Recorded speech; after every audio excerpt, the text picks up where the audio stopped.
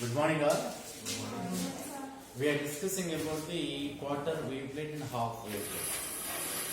When a plane polarized light incident on the quarter wavelet, it is nothing but calcite crystal. The phase difference between ordinary and extraordinary ray is pi by 2 radian. Our path reference is lambda by 4. Similarly, when a plane polarized light is incident on the half wave plate, it is divided into ordinary ray and extraordinary ray, whose phase difference is pi radian. Our path reference is pi lambda by 2. But this quarter wavelet is used only for the single wavelength, because the thickness of the quarter wavelet depending on the wavelength of light used, because the thickness T is equal to how much that is? Lambda by 4 into mu e minus mu naught or mu naught minus mu naught. Yeah. If a color changes, there is wavelength changes, the thickness of the quarter wavelet is also changes.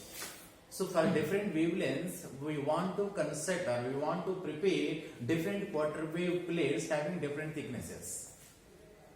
So single quarter wave plate cannot be used.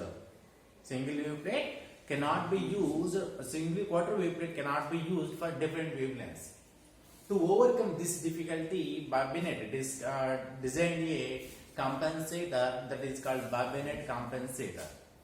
By using this Babinet compensator, we can get the quarter wave plate having different wavelengths. So this Babinet compensator is used to produce and analyze elliptically polarized light.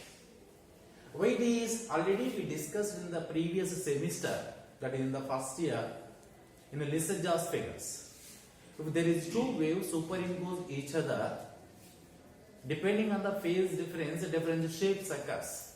If phase difference pi is equal to 0, that is linearly polarized light, that is linear wave motion.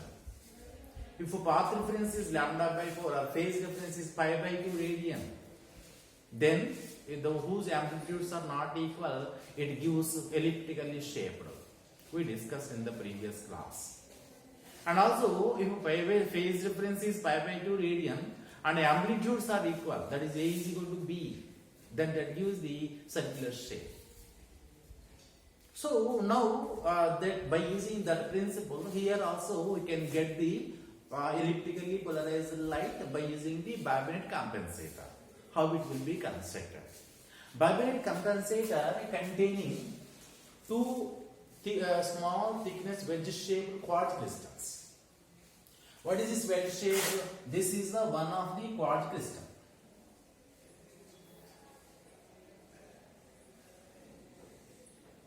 This is the one of the quartz crystal, wedge shape.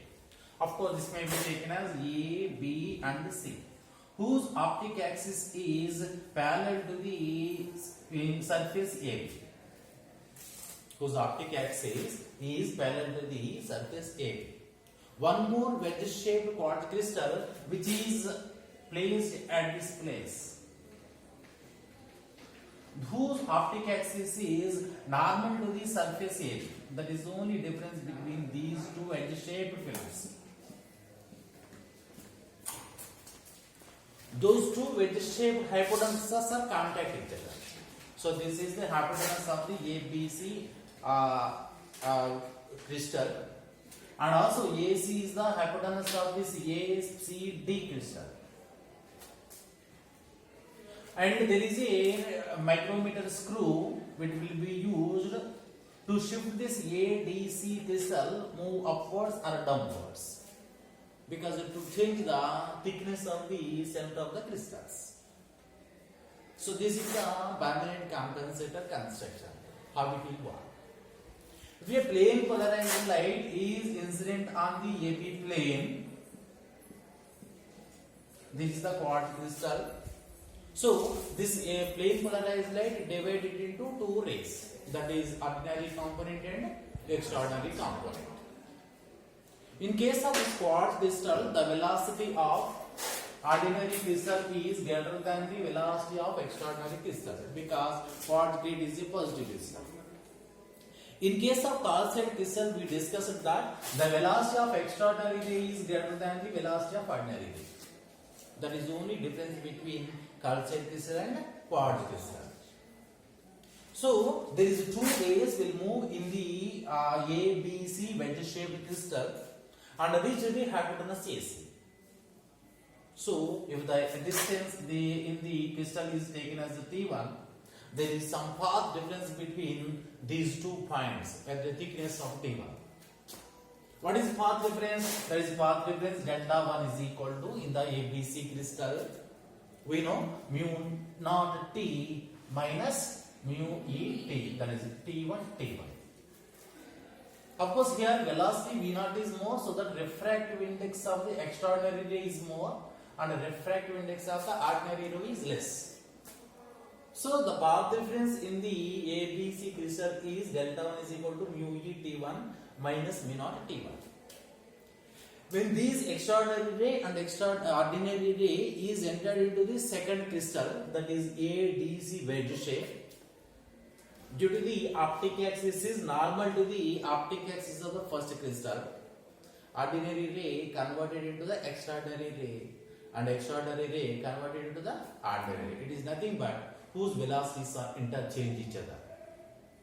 So if the thickness in the second crystal is T2, then the path difference in the second crystal is how much? That is delta 2 is equal to mu naught T2 minus mu E T2, because where the velocity of the ordinary ray is more in the second crystal. Now what is the path difference? The total path difference in this crystal is delta is equal to delta 1 plus delta 2. That is equal to mu E T1 minus mu naught T1 minus plus delta 2 is equal to mu naught T2 minus mu E T2. Of course here also T1, here also T1. When T1 is common, mu E minus mu naught into T1. Plus here also T2, here also T2. When T2 is taken as common, mu naught minus mu E into T2. Of course, so there is mu naught E minus mu naught. Here mu naught minus mu E. When minus is taken as common, mu E minus mu naught into T1. This is plus is taken as minus. That is mu E minus mu naught into T2. Of course, here also mu E minus mu naught. Here also mu E minus mu naught. So the path difference delta is equal to mu E minus mu naught into T1 minus T2. That is the path difference between ordinary component and extraordinary component in the total crystal. That is total Babinett compensator. Depending on this, the T1 minus T2, the path difference changes. Depending on this T1 minus T2, the path difference changes. If the T1 is equal to T2, it is nothing but the ray is incident middle of the crystals, then T1 is equal to T2.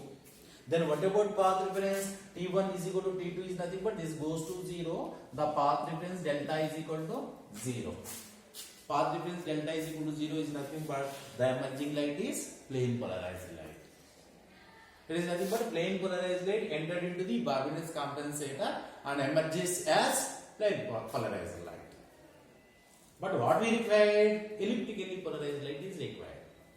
For this purpose, we will turn this screw, this S, that is micrometer screw. This part ADC can move upward, can move downward also. If that ADC crystal move upward, then what happens? So this is actually first crystal, that is ABC, whose optic axis is like this. The second crystal ADC move upward by using that screw. Then what happens? If the ray is incident, that is plane polarized light is incident on this AB plane along this direction, the T1 is more than the T2. T1 is more than the T2. So there is some path difference. If you want to change that by using that screw, whose path difference is equal to lambda by 4. Our path difference is, phase difference is lambda by 2. The emerging light from that Babinett compensator is elliptically polarized light. So our aim is to change this thickness P2 by using this micrometer screw S.